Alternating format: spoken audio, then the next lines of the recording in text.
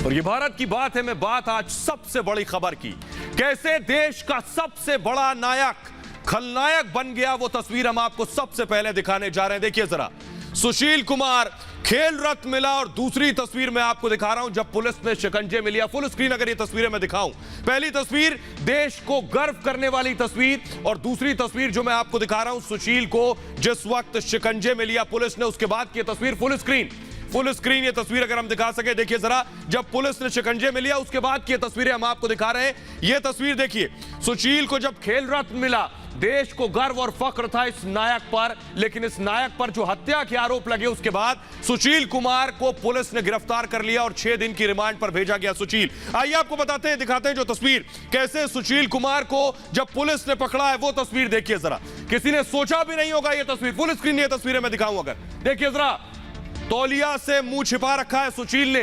ये देख रहे हैं, बाकायदा स्पेशल सेल, बंदूकधारी स्पेशल सेल सुशील को लेकर बाहर निकली, वो तस्वीरें हम आपको दिखा रहे हैं। देखिए जरा, सुशील ने तौलिया से मुंह छिपा रखा है। सुशील के साथ अजय को भी गिरफ्तार किया गया। ये देखिए, सुशील स्पेशल सेल के ऑफिस से निकल रहा है जिस वक्त स्पेशल सेल ने गिरफ्तारी की थी, और सुशील बाहर आ रहा है।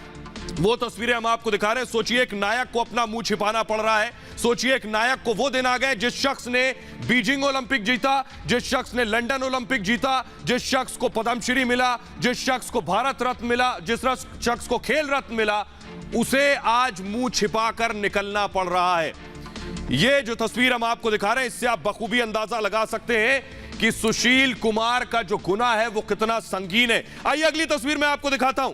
कोर्ट में पेश किया गया, सुशील को कोर्ट में पेश किया गया और 6 दिन की रिमांड में भेज दिया गया है। तस्वीर हम दिखा रहे हैं, ये देखिए, तौलिया से जो मुंह ढक रखा है जिस शख्स ने, यही सुशील है। दिल्ली की रोहिणी कोर्ट में सुशील को पेश किया गया और सुशील को 6 दिन की रिमांड में भेजा गया है। ये सुशील की जो तस्वीरें दिखा रहे हैं हम आपको, सुशील कोर्ट में गए और सुशील ने कहा कि उन्होंने ऐसा कुछ नहीं किया है, लेकिन जो उन पर इल्जामात है, जो सीसीटीवी तस्वीरें सामने आई हैं, वो ये बताती हैं कि सुशील उस वक्त मौजूद थे घटना स्थल पर, और ऐसा भी कहा जा रहा है कि हॉकी भी सुशील के हाथ में थी और सुशील मारपीट भी कर रहे थे। लेकिन सुशील पर इससे पहले भी आरोप लगे। एक और लड़ाई की तस्वीर मैं 2017 की आपको दिखाने जा रहा हूं। देखिए जरा, ये फुल स्क्रीन तस्वीर दिखाए जरा, पहलवानों के बीच जो लड़ाई हुई थी 2017 में।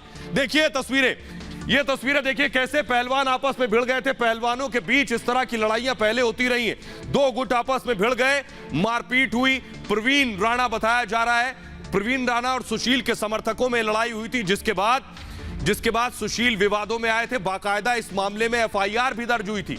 अगर मैं सुना भी पाऊं, अगर इसमें एम्बियंस हो, कि ये देखिए जरा, ये जो लड़ाई हुई, ये लड़ाई सुशील और प्रवीण राणा समर्थकों में लड़ाई हुई। लात घूंसे चले, उसके बाद देखिए एक दूसरे को पटका गया, बहुत से लोग इसमें घायल हो गए थे। इस तस्वीर के बाद बाकायदा FIR दर्ज की गई थी इस मामले में। देखिए जरा, एक पहलवान दूसरे पहलवान को मार रहा। बताया गया कि ये जो लड़ाई हुई, ये लड़ाई सुशील और प्रवीण के समर्थकों में हुई थी ये लड़ाई। उसके बाद की तस्वीरें हम आपको दिखा रहे हैं। देखिए जरा, दोनों दल आपस में लड़े, लेकिन आपको मैं दिखाने जा रहा हूं तस्वीर सागर धनखड़ की। आपने सुशील को देख लिया, लेकिन उस शख्स को देखिए, यह है सागर धनखड़, जूनियर पहलवान, जिसकी हत्या का आरोप सुशील पर है। यह सागर धनखड़ की तस्वीर मैं आपको दिखा रहा हूं। जूनियर पहलवान अंडर 15 में सागर धनखड़ ने कई बार पहलवानों को पटका है। इनकी हत्या का आरोप सुशील पर है। तो आइए अब आपको मैं बताता हूं कि कैसे दरअसल सागर धनखड़ की हत्या की गई, कैसे सागर धनखड़ को मारा गया और सागर धनखड़ के परिवार का क्या कुछ कहना है। देखिए जरा रिपोर्ट।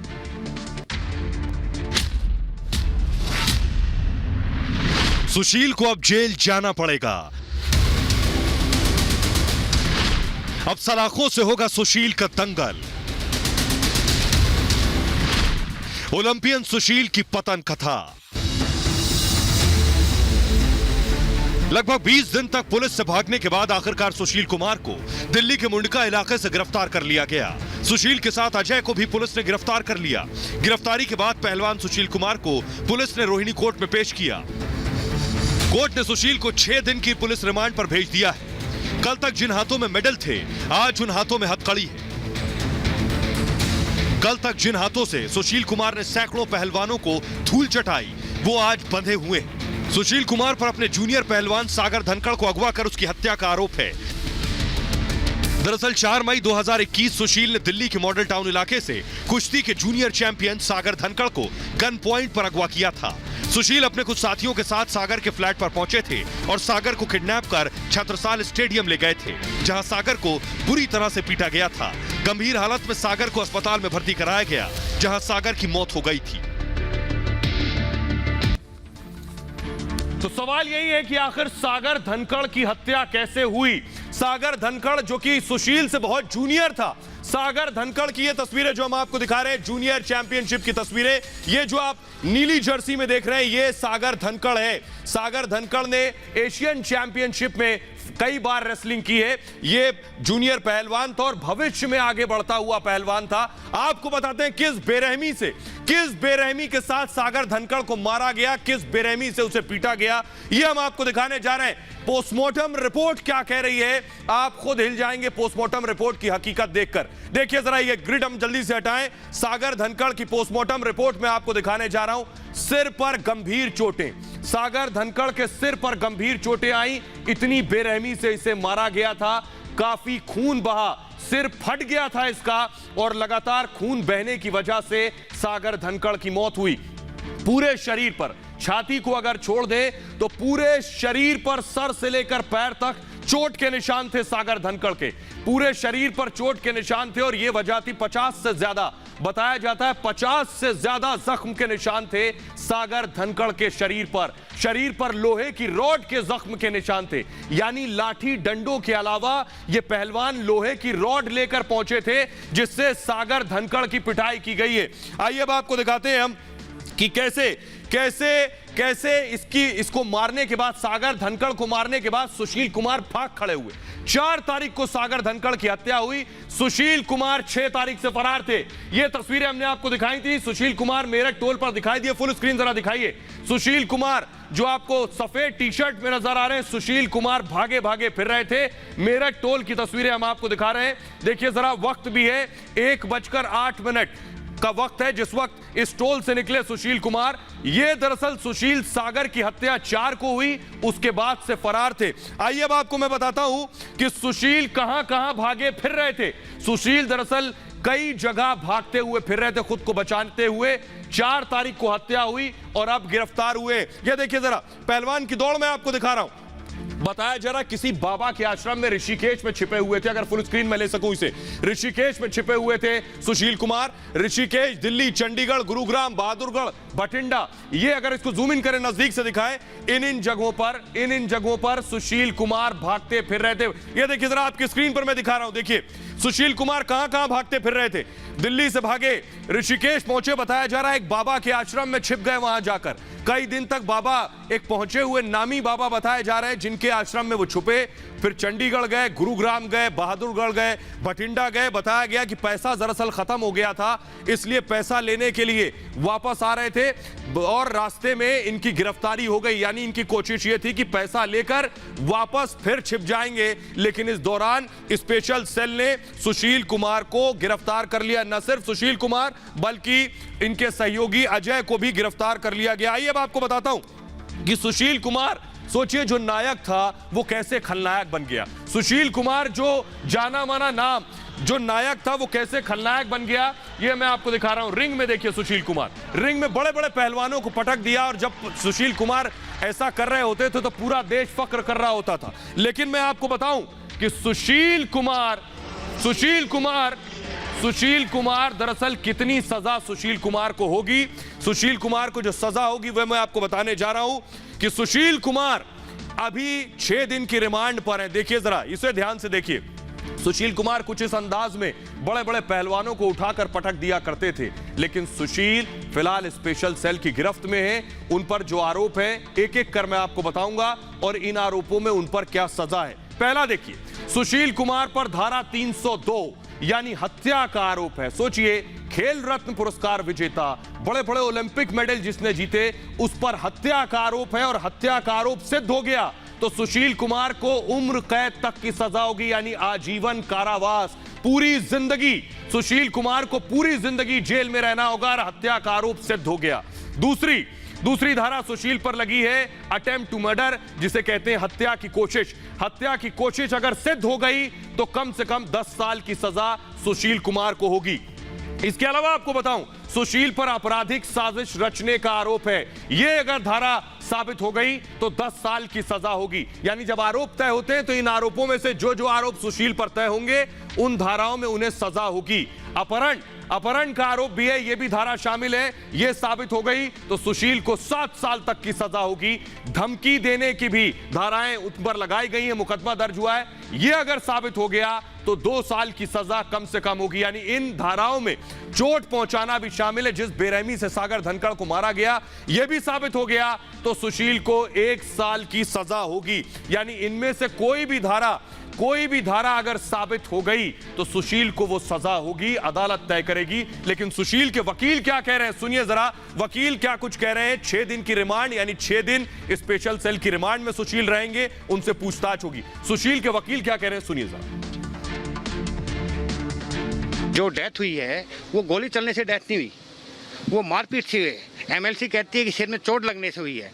तो दिल्ली पुलिस को 7 दिन का 12 दिन का पुलिस रिमांड किस लिए चाहिए? Nothing else. जब सारे लोग, हर किसी का एड्रेस, इनका एड्रेस रिकॉर्ड पे आ चुका है, तो आज सुशील कुमार को 7 दिन के लिए किस लिए ऐसा? तो ऑनरेबल कोर्ट ने 6 दिन के लिए पुलिस रिमांड दिया। तो आइए अब आपको बताता हूं।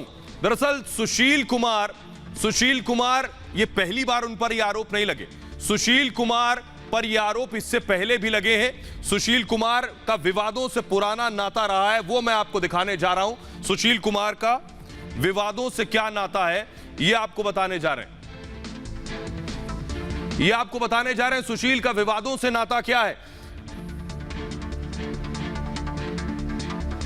सुशील का विवादों से क्या नाता है ये मैं बताने जा रहा हूं। सुशील कुमार की तस्वीरें जिस वक्त कोर्ट में उन्हें पेश किया गया, ये तस्वीरें जो आप देख रहे हैं, खलनायक कैसे खलनायक बन गया, ये वो आप देख रहे हैं। तो युवा पहलवानों के लिए सुशील कुमार किसी रोल मॉडल से कम नहीं। वैसे पूरे देश के लिए सुशील कुमार रोल मॉडल।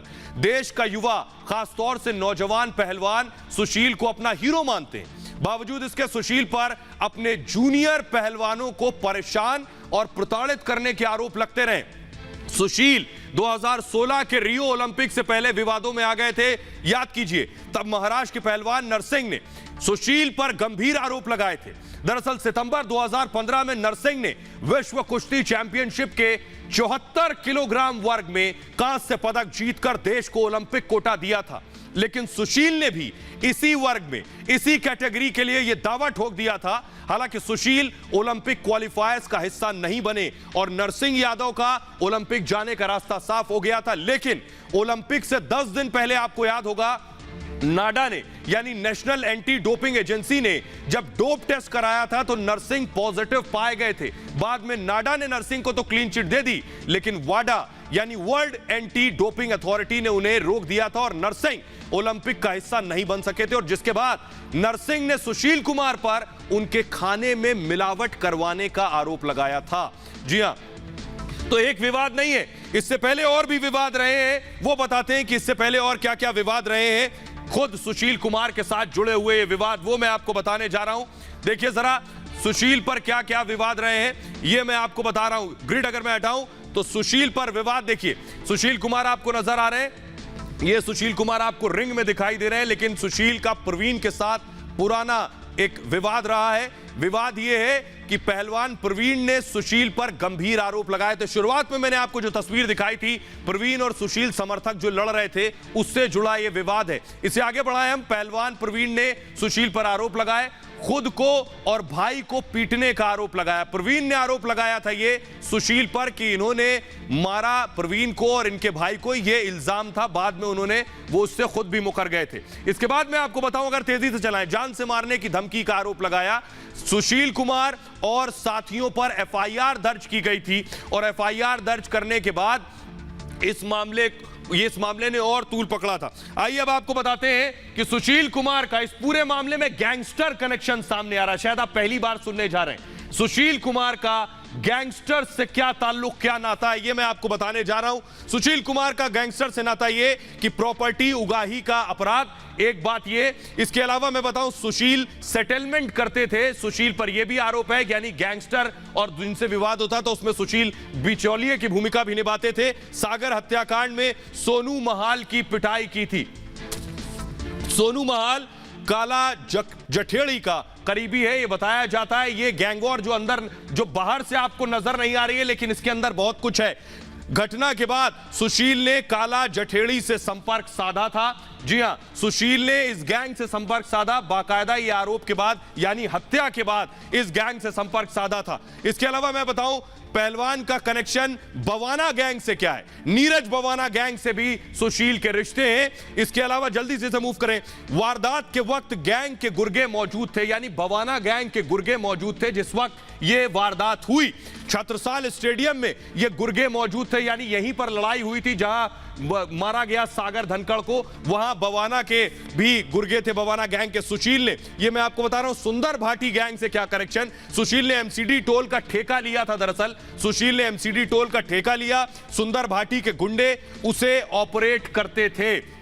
तो आधिकारिक तौर पर कुछ नहीं कहा गया, लेकिन ऐसे आरोप सुशील पर लगे कि ठेके लिए और उसके बाद यह भाटी गैंग इसे हैंडल करता था। तो सुशील पर यह इल्जामात हैं, 6 दिन की फिलहाल रिमांड पर है, लेकिन जो इल्जाम है सुशील पर वो बहुत संगीन है। बेशक सुशील ये कह रहे हैं कि उन्हें फंसाया गया, पूरा देश भी ये चाहता है कि जो हीरो था वो हीरो रहे, नायक खलनायक ना बने। बहरहाल आगे बढ़ते हैं और अब बात करते हैं योगी आदित्यनाथ की। योगी आदित्यनाथ लगातार एक्शन में है, तस्वीरें हम आपको दिखाने जा रहे हैं। देखिए जरा, योगी का हेलीकॉप्टर आज बांदा पहुंचा। फुल स्क्रीन तस्वीरें, झांसी की तस्वीरें दिखा रहे हैं। बांदा से पहले दरअसल झांसी पहुंचा था।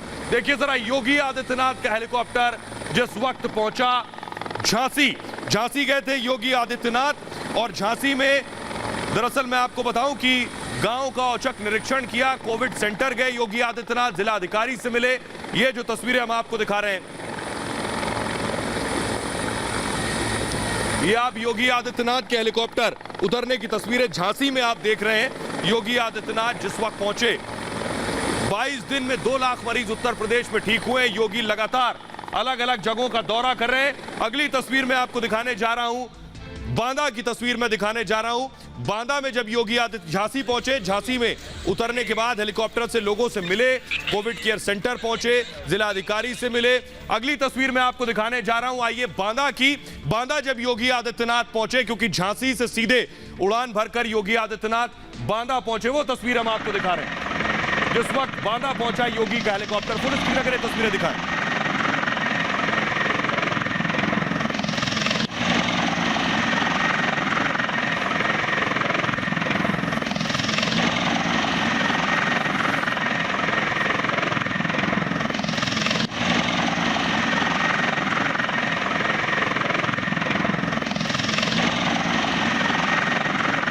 एक और तस्वीर दिखाते हैं योगी कल इटावा में थे, वो तस्वीर मैं दिखाने जा रहा हूं। देखिए, योगी हर रोज एक जिले पहुंच रहे हैं, कई जिलों का दौरा कर रहे हैं। फुल स्क्रीन तस्वीरें दिखाऊं जरा। योगी का इटावा का दौरा जब हुआ, योगी कल इटावा में थे हर रोज। इसका एम्बियंस अगर मैं सुनाऊं, योगी हर रोज अलग अलग जिले जा रहे हैं। कल इटावा में थे, बांदा पहुंचे, झांसी पहुंचे। योगी आदित्यनाथ लगातार एक्शन में है, और योगी आदित्यनाथ का ये एक्शन कम से कम जमीन पर, धरातल पर नजर आ रहा है।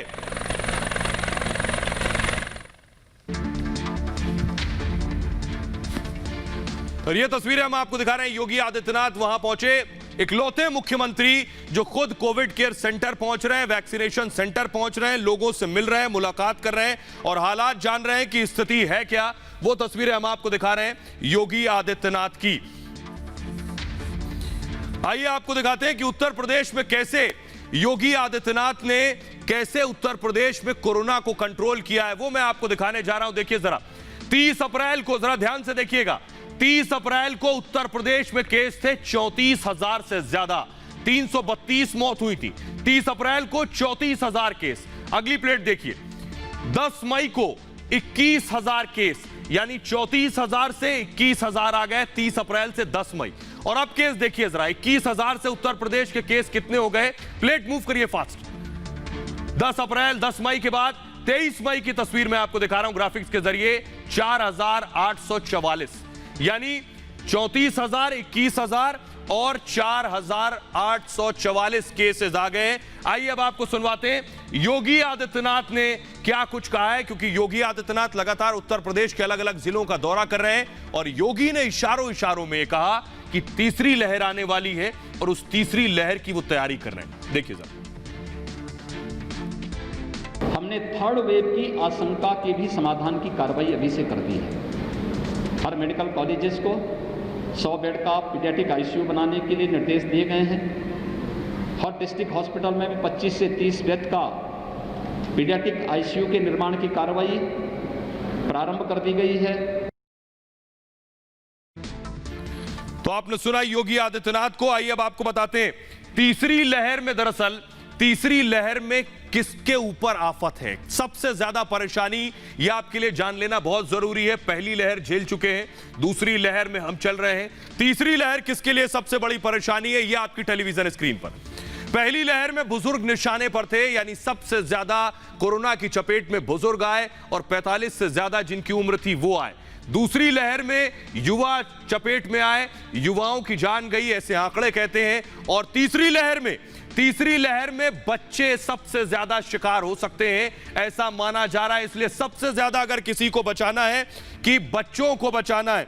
लेकिन आपको साथ ही साथ बताऊं कि बच्चों को बचाने के लिए आपको जानना बहुत जरूरी है कि कौन से वो लक्षण होंगे जिसके बाद आपको ये समझना है कि बच्चों में कोरोना पैर पसार रहा है। वो मैं आपको बताने जा रहा हूं, जल्दी से आप समझ लीजिए वो सिम्टम्स, वो लक्षण। अगर आपके बच्चों में वो लक्षण पाए जा रहे हैं तो बच्चों को आपको बचाना है और अभी से सावधानियां बरतनी है। धीरे से चलाइए, मुझे पढ़ लेने दीजिए। हाथ पैर में सूजन, अगर हाथ पैर में सूजन हो रही है तो यह बच्चों में एक लक्षण है। हाथ पैर में अगर सूजन हो रही है, चेहरा नीला पड़ रहा है तो यह एक लक्षण है। चेहरा नीला पड़ने के अलावा उल्टी दस्त की अगर समस्या आ रही है तो यह बच्चों में सिम्टम्स में शुमार है।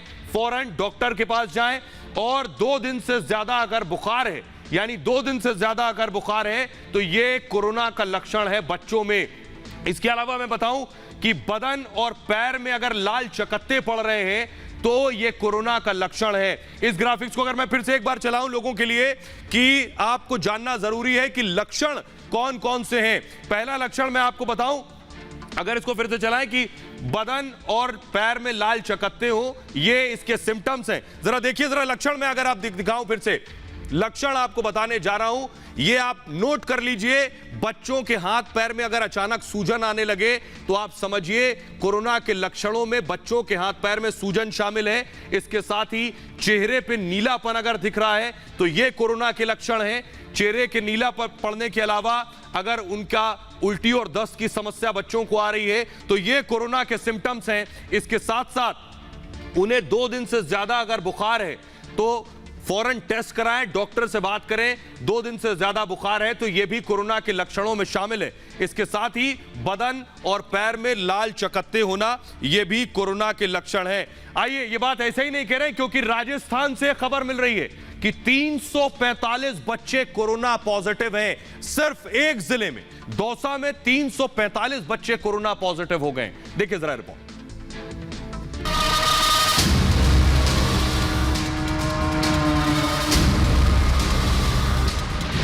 कोरोना की तीसरी लहर की दस्तक,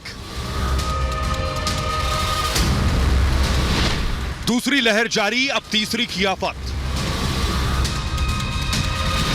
दौसा में 345 बच्चे कोरोना पॉजिटिव। कोरोना की दूसरी लहर का कहर अभी थमा नहीं था कि तीसरी लहर की दस्तक ने होश उड़ा दिए।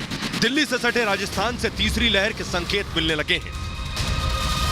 राजस्थान के दौसा में 2 दिन में 345 बच्चे कोरोना संक्रमित हो गए। डूंगरपुर में 10 दिन में 512 बच्चे पॉजिटिव हुए हैं। संक्रमित हुए सभी बच्चों की उम्र 18 से कम है। सर, हमारे 2-3 बच्चे थे, उनके तीसरी लहर आ चुकी है, मगर यहाँ कोई आता जाता नहीं है। हमने क्या है, प्राइवेट दिखाया है बच्चों को। करीबन 10-15 बच्चे पॉजिटिव हैं। कोई सरकार की कोई सुविधा नहीं है। जुकाम, खांसी, बुखार है। देश के वैज्ञानिकों ने पहले ही आशंका जता दी थी कि कोरोना की दूसरी लहर के बाद तीसरी लहर भी तबाही मचाएगी और तीसरी लहर में 18 साल से कम उम्र के बच्चे ज्यादा प्रभावित होंगे। ऐसे में राजस्थान के आंकड़े डराने वाले हैं। क्योंकि सभी कोरोना पॉजिटिव बच्चों की उम्र 18 से कम बताई जा रही है।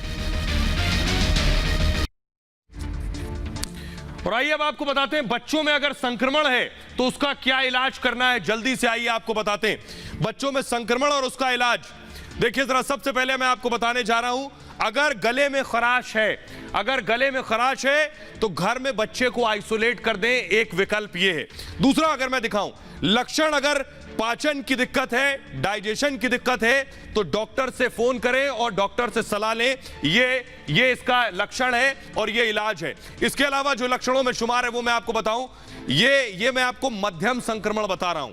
निमोनिया का लक्षण है तो इलेक्ट्रोलाइट संतुलित रखें, यानी बच्चों के मिनरल संतुलित रखें, बच्चों में पानी की पूरी मात्रा रखें, इस पर ध्यान देने की जरूरत है। ऑक्सीजन लेवल 90 से नीचे है तो बच्चे को हॉस्पिटल में एडमिट कर दिया जाना चाहिए। इसके अलावा ये मध्यम संक्रमण में शुमार है, बच्चों में 90 से नीचे अगर ऑक्सीजन है। गंभीर निमोनिया है तो आप चेस्ट का एक्सरे करा लें, आपको ये सुझाव देंगे डॉक्टर्स। ऑक्सीजन लेवल 90 से नीचे है तो फेफड़े और गुर्दे की भी जांच करा लें बच्चों की।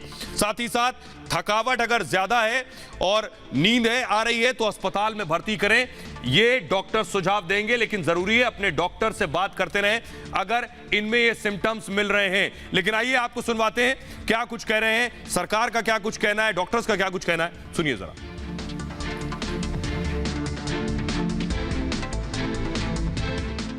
पहली बात यह है कि बच्चों में संक्रमण होता है, बच्चे इससे अलग नहीं रहते। बच्चों को बचाना इस इन्फेक्शन से उतना ही ज़रूरी है क्योंकि वो भी चेन का हिस्सा ना बने, और जितना थोड़ा भी रिस्क है उस रिस्क को नहीं झेलें, ये हमारी जिम्मेवारी बनती है। इसलिए कोविड अप्रोप्रिएट बिहेवियर बच्चों में भी लागू होता है। वो आदत हम उनमें भी डालें कोविड अप्रोप्रिएट बिहेवियर की, तो चेन्स ऑफ ट्रांसमिशन को रोकने में मदद मिलेगी और घर में भी बच्चे न फैलाएं एक दूसरे को, उसमें भी मदद मिलेगी। ये प्रिंसिपल उस हद तक बच्चों में भी लागू होता है। और आइए अब आपको बताते हैं कि यही वजह है कि राज्य अपने लॉकडाउन बढ़ा चुके हैं। सबसे पहले आपको बताने जा रहे हैं कहां-कहां लॉकडाउन बढ़ाए गए हैं। मध्य प्रदेश में 31 मई तक मध्य प्रदेश, दिल्ली और उत्तर प्रदेश में 31 मई तक लॉकडाउन बढ़ा दिया गया है, यानी दोनों राज्यों में लॉकडाउन को 31 तारीख तक एक्सटेंड कर दिया गया है। इन दोनों राज्यों में लॉकडाउन अगले कुछ दिन तक और जारी रहेगा। आइए अब आपको बताते हैं कि क्यों लॉकडाउन बढ़ाया गया, क्यों ये नौबत आई कि लॉकडाउन बढ़ाना पड़ा, वो आपको बताने जा रहे हैं। लॉकडाउन बढ़ाने की स्थिति क्यों पैदा हुई। दरअसल लॉकडाउन बढ़ाने की वजह आपको बता रहे हैं ये हुई कि दरअसल लगातार जो मामले थे उनमें गिरावट जरूर आ रही थी, लेकिन सरकार को लगा ये सही वक्त है कि अभी कुछ दिन लॉकडाउन और बनाकर रखना चाहिए, कुछ और केसेस में गिरावट हो सकती है। जल्दी से अगर ग्राफिक चलाएं आप कि लॉकडाउन बढ़ाने के पीछे वजह जो सरकार बता रही है वो वजह यह है कि दरअसल रेट जरूर, रिकवरी रेट बढ़ रहा है, लेकिन उसके अलावा अभी कुछ और वक्त तक अगर लॉकडाउन लगाया जाए तो ये चेन पूरी तरह से टूट सकेगी। दिल्ली में 5वीं बार लॉकडाउन बढ़ा दिया गया है। 19 अप्रैल को लॉकडाउन लगाया गया था। इसके साथ ही 19 अप्रैल को लॉकडाउन लगाने के साथ कोरोना काबू में रखने की कोशिश की गई है, लेकिन दिल्ली की दलील यह है कि पॉजिटिविटी रेट 36 से 2.5% पर पहुंच गया। सोचिए 36 पॉजिटिविटी रेट, 100 में से 36 लोग पॉजिटिव हो रहे थे, अब वो संख्या 100 में से 2 की हो गई है, 2, 2.5 और 3 की संख्या है। इसके अलावा पाबंदी और छूट में फिलहाल बदलाव नहीं है, यानी जो पाबंदियां पहले थी वही पाबंदियां अभी भी हैं। बहरहाल साथ ही आपको बता दें कि लॉकडाउन और कहां-कहां बढ़ गया है, कब तक रहेगा लॉकडाउन ये कहना मुश्किल है, लेकिन आंशिक छूट जरूर इसमें मिलेगी आपको। कहां-कहां बढ़ गया है लॉकडाउन, जल्दी से मैं अगर दिखाऊं आपको कि मध्य प्रदेश में 31 मई तक लॉकडाउन बढ़ा दिया गया है। 31 तारीख तक एमपी में लॉकडाउन रहेगा। इसके अलावा बिहार में भी 31 मई तक लॉकडाउन है। इसके साथ ही पंजाब में 31 मई तक लॉकडाउन जारी है। जिन जिन शहरों में, राज्यों में बढ़ाया गया वो पहले मैंने आपको बताया, जहां पहले से लागू है वो बता रहा हूं अभी। 30 तारीख तक पश्चिम बंगाल में लॉकडाउन है, और ये वो राज्य हैं जिसमें पहले से लॉकडाउन लगाया गया है, एक्सटेंड भी हो सकता है। झारखंड में 27 तारीख तक लॉकडाउन है। तो ये वो राज्य हैं जिसमें लॉकडाउन कब तक लगा है ये मैंने आपको बताया।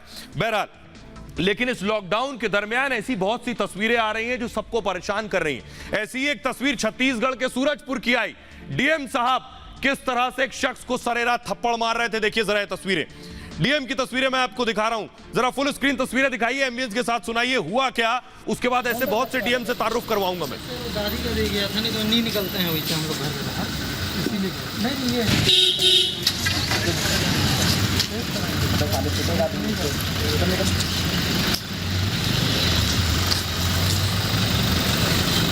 कौन सा टेस्ट करने गया? अरे वो दादी का दे गया था, नहीं तो नहीं निकलते हैं वैसे हम लोग घर में, इसीलिए नहीं ये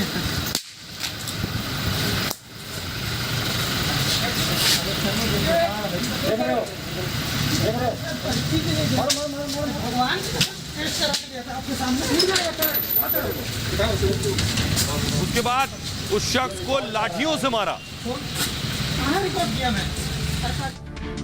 अब जरा डीएम साहब से सुनिए, यह वीडियो वायरल हुआ पूरे देश में। डीएम साहब की पूरी हेकड़ी निकल गई और माफी पर उतर आए, सुनिए जरा। आज जो घटना हुई उसके लिए मुझे खेद है। हमने जब पुलिस वालों ने और हमने जब उनको रोका तो वो रुके नहीं और हमें चोट लगने का डर था। जब उनको रोका गया तो उन्होंने कहा कि मैं वैक्सीनेशन लगवाने जा रहा हूँ। उन्होंने एक पर्ची दिखाई जो वैक्सीनेशन से संबंधित नहीं थी। तो आपने देखा, तो ये वीडियो जैसे ही वायरल हुआ डीएम साहब का माफीनामा भी आ गया, लेकिन उस वक्त सीएम यानी मुख्यमंत्री भूपेश बघेल ने ट्वीट किया। भूपेश बघेल ने लिखा, युवक से दुर्व्यवहार का मामला संज्ञान में आया है। भूपेश बघेल ने लिखा, युवक से दुर्व्यवहार जो हुआ ये बहुत निंदनीय है, बेहद दुखद है। मुख्यमंत्री ने लिखा, ऐसा कोई कृत्य बर्दाश्त नहीं किया जाएगा। जो कुछ भी जिला अधिकारी ने किया है, कलेक्टर रणबीर को हटाने के निर्देश दे दिए गए। यानी डीएम साहब की फौरन छुट्टी हो गई। इस तस्वीर के बाद उन्हें संयुक्त सचिव बना दिया गया। लेकिन आइए अब आपको बताता हूं, जिस लड़के को मारा डीएम ने, वो लड़का क्या कुछ कह रहा है जो नाबालिग बताया जा रहा है, सुनिए जरा उसे। अब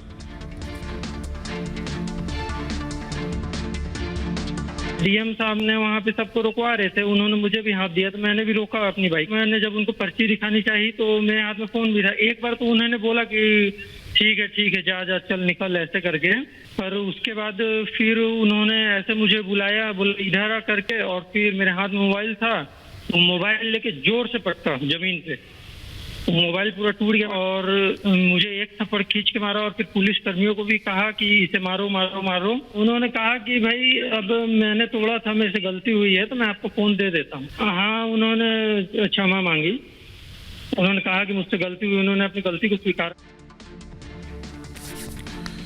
तो उसे भी आपने सुन लिया जिसको डीएम ने मारा था, लेकिन लड़के का जो फोन तोड़ा गया, ये मोबाइल फोन उसे नया दिया जाएगा राज्य सरकार के जरिए। सीएम ऑफिस से बाकायदा ये ट्वीट किया गया जिसमें लिखा था कि सीएम सूरजपुर कलेक्टर को ये निर्देश दिया गया है। यानी सूरजपुर के जो पुराने कलेक्टर थे उनका तो ट्रांसफर हो गया, नए जो कलेक्टर आए उन्हें यह आदेश दिया गया कि नया मोबाइल फौरन इस लड़के को दिया जाए जिसको अभी आपने सुना है। यानी जो मोबाइल डीएम ने तोड़ा था उसकी जगह अब लड़के को नया मोबाइल दिया जाएगा। लेकिन सिर्फ एक तस्वीर नहीं है, एक और तस्वीर दिखाता हूं आपको।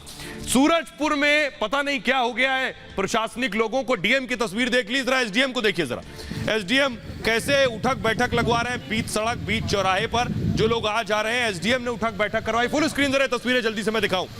ये भी उसी जिले के एसडीएम है, यानी सूरजपुर के डीएम को आपने देख लिया और सूरजपुर के एसडीएम की तस्वीरें मैं आपको दिखा रहा हूं, देखिए जरा।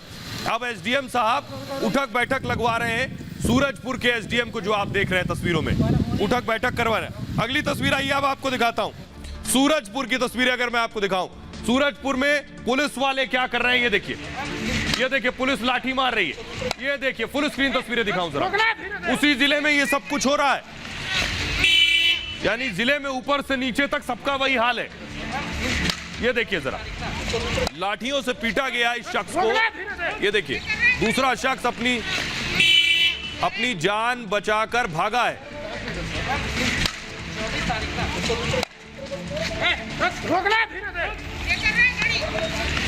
और ये तस्वीरें जो हम आपको दिखा रहे हैं सूरजपुर की देख रहे हैं, देखिए जरा।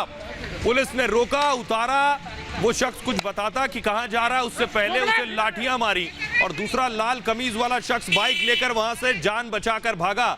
सोचिए, इस भागने में ही अगर गाड़ी का एक्सीडेंट होता और जान का नुकसान होता तो इसकी जिम्मेदारी आखिर कौन लेता।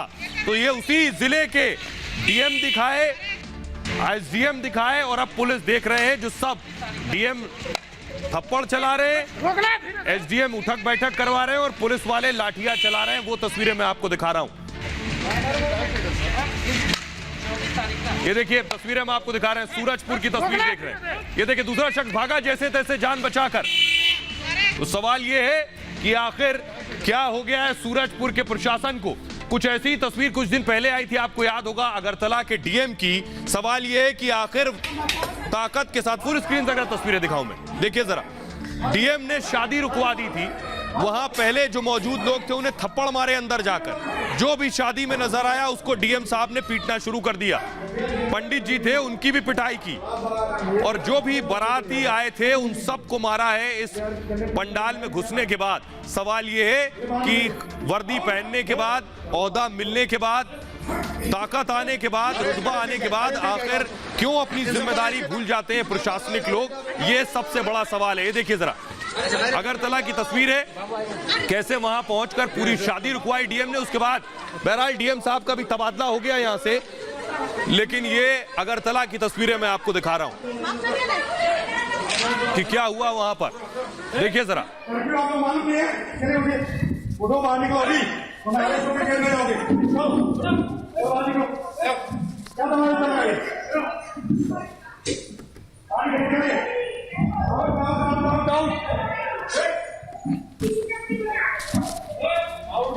आइए अब आपको अगली तस्वीर में दिखाता हूं फगवाड़ा की। फगवाड़ा के एसएचओ को आपने देखा होगा, जो सड़क पर ही लात मार रहे थे और रास्ते में जो भी उन्हें नजर आ रहा था वहां अपनी वर्दी का रौब दिखा रहे थे। फुल स्क्रीन जरा तस्वीरें दिखाई। फगवाड़ा के एसएचओ को आप देख रहे हैं। सवाल यह कि वर्दी पहनने के साथ साथ लोगों पर जुल्म करना, अत्याचार करना आखिर कहां से आ जाता है। ताकत के साथ साथ जिम्मेदारी का एहसास होना चाहिए। वर्दी पहनने के बाद बहुत से खाकीधारी इस बात को भूल जाते हैं कि ये वर्दी आपको एक रिस्पॉन्सिबिलिटी और एक जिम्मेदारी भी देती है समाज के प्रति, लोगों के प्रति। तो ये फगवाड़ा की तस्वीरें मैं दिखा रहा हूं। इटारसी की तस्वीर देखिए जरा, वहां कैसे सब्जी वाले की सारी सब्जी उठा कर फेंक दी गई। फुल स्क्रीन जरा तस्वीरें दिखाइए।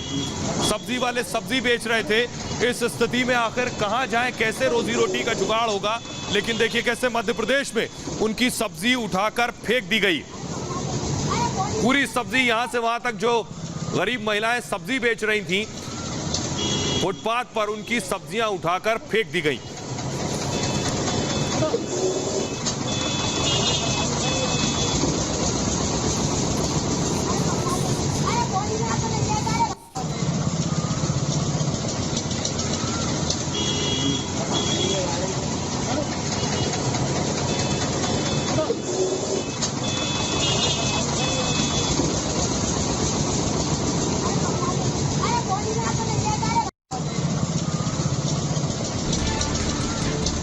और आइए अब आपको भीलवाड़ा, ये तो पुलिस वालों का एक चेहरा आपने देख लिया, खाकी वर्दी का एक चेहरा देख लिया, लेकिन सिर्फ ये एक चेहरा था। अब जो तस्वीरें हम दिखाने जा रहे हैं, ऐसे सब खाकी धारुओं के लिए जो अपनी ताकत का गलत इस्तेमाल करते हैं, उनके लिए ये तस्वीरें मैं दिखाने जा रहा हूं कि इसका दूसरा चेहरा, दूसरा साइड भी है, जो खाकीधारी ताकत वाले लोगों के लिए अच्छा काम करते हैं। फुल स्क्रीन तस्वीरें दिखाई। राजस्थान के भीलवाड़ा की तस्वीरें, जो डीएम साइकिल पर जिन्हें आप देख रहे हैं, ये डीएम साहब हैं। भीलवाड़ा के डीएम जो साइकिल पर जा रहे थे, पुलिस वाले ने उन्हें रास्ते में रोक लिया। उसे पता नहीं था कि ये डीएम है, क्योंकि ये तो साइकिल पर थे। पुलिस वाले ने रास्ते में रोक लिया और पीछे से किसी ने बताया कि ये डीएम है। तो देखिए उसके बाद क्या, जरा तस्वीरें दिखाएं फिर से।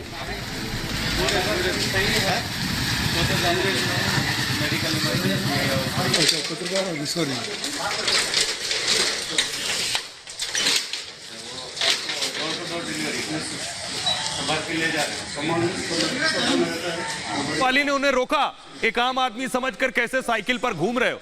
तो पीछे वाले शख्स ने बताया ये जिला अधिकारी, ये डीएम है। तो पुलिस वाली ने जैसे ही डीएम को देखा वो रुक गई। डीएम ने पुलिस वाले से कहा आपको ऐसे ही काम करना है, यानी ऐसे भी जिला अधिकारी हैं, ऐसे भी डीएम हैं, ऐसे भी प्रशासनिक लोग हैं जो अपने कर्तव्य का पालन कर रहे हैं। अगली तस्वीर में आपको दिखाता हूं दिल्ली की।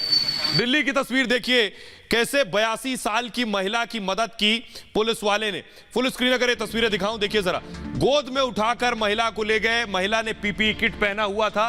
ये भी एक तस्वीर है पुलिस की। और ये जो खाकी की तस्वीर है, ये बाकी सारे खाकीधारियों के लिए नजीर है, जो दरअसल सड़कों पर रौब दिखाते हैं, कमजोर पर धौंस दिखाते हैं, उनके लिए ये तस्वीर एक नजीर है। आइए एक और तस्वीर आपको दिखाता हूं, दिल्ली पुलिस की तस्वीर है। दिल्ली पुलिस कैसे, देखिए सड़क पर, फुल स्क्रीन दिखाएं, सड़क पर जो बच्चे थे इस लॉकडाउन के दौरान उनको खाने के पैकेट्स दे रहे थे, उनकी मदद कर रहे थे। इस दौरान जब खाने की परेशानी थी, लोगों की रोजी रोटी पर सवाल था, संकट था, उस दौरान देखिए दिल्ली पुलिस के जवान सड़क पर निकलकर लोगों को खाने के पैकेट बांट रहे थे। उम्मीद है कि सूरजपुर के डीएम साहब ये तस्वीरें देख रहे होंगे, खुद एसएचओ फगवाड़ा के ये तस्वीरें देख रहे होंगे कि लात मारना और थप्पड़ मारने से ज्यादा जरूरी और बड़ी जिम्मेदारी ये भी है, आपकी ही जिम्मेदारी है। एक और तस्वीर आपको दिखाते हैं, लखनऊ की तस्वीरें मैं आपको दिखाने जा रहा हूं। देखिए जरा, ये लखनऊ के पुलिस वाले, फुल स्क्रीन तस्वीरें दिखाएं। ये जो आप देख रहे हैं, इनको डायबिटीज था। जो शख्स जिन्हें आप देख रहे हैं, ये डायबिटिक थे और बताया जा रहा है कि इनकी फौरन मदद की, इनके घर पहुंचे और इन्हें खुद अपने हाथों से जाकर खिलाया। इनका शुगर लो हो गया था, इनका शुगर लेवल डाउन हो गया था, तो पुलिस वाले ने खुद पहुंचकर अपने हाथ से इन्हें मिठाई खिलाई, इनका शुगर लेवल नॉर्मल हुआ। तो पुलिस ये भी कर रही है। तो सूरजपुर के डीएम ये तस्वीर भी देख रहे होंगे, उम्मीद करता हूं। पंचकुला की तस्वीर देखिए जरा, ये पंचकुला की तस्वीर है। महिला पुलिस को आप देख रहे हैं, गाड़ी से आई, गाड़ी रोकी और उसके बाद बच्चों को खाने के पैकेट दे रहे हैं। फुल स्क्रीन अगर ये तस्वीरें मैं दिखाऊं, ये पंचकुला की तस्वीर आप देख रहे हैं। देखिए जरा, बच्चे एक एक कर पहुंच रहे हैं पुलिस के पास और वो उन्हें खाने के पैकेट्स गाड़ी में लेकर आई हैं, वो दे रही हैं बच्चों को। आइए एक और तस्वीर दिखाते हैं पंजाब पुलिस की, जो फगवाड़ा की तस्वीर दिखाई थी एसएचओ, ये तस्वीरें देख लें। पंजाब पुलिस का ये भी चेहरा है कि लोगों की मदद कर रहे हैं पुलिस वाले। जो कैंप्स लगे हुए हैं, जो लोग रह रहे हैं इन जगहों पर, झोपड़ियों में, झुग्गियों में रह रहे हैं, उनके लिए कैसे राशन पहुंचा रहे हैं उन तक। ये फुल स्क्रीन तस्वीरें दिखाएं, एक एक घर घर में जाकर राशन पहुंचाया जा रहा है। ये भी पुलिस का एक चेहरा है। तो सूरजपुर के डीएम या फिर खुद फगवाड़ा के एसएचओ ये तस्वीरें देख लें। कम से कम अगर ऐसी मदद और ऐसी सेवा लोगों की करेंगे तो लोग खाकी का सम्मान भी करेंगे, और जो कि सम्मान हमेशा है, क्योंकि कुछ लोगों के गलत काम करने से सबकी छवि खराब नहीं होती है। बेशक फिलहाल इस खास पेशकश में इतना ही। ये भारत की बात है, मैं फिलहाल इतना ही। अपना बहुत ख्याल रखिए। एक छोटे से ब्रेक के लिए रुक रहे हैं, लौट रहे हैं कुछ और बड़ी खबरों के साथ।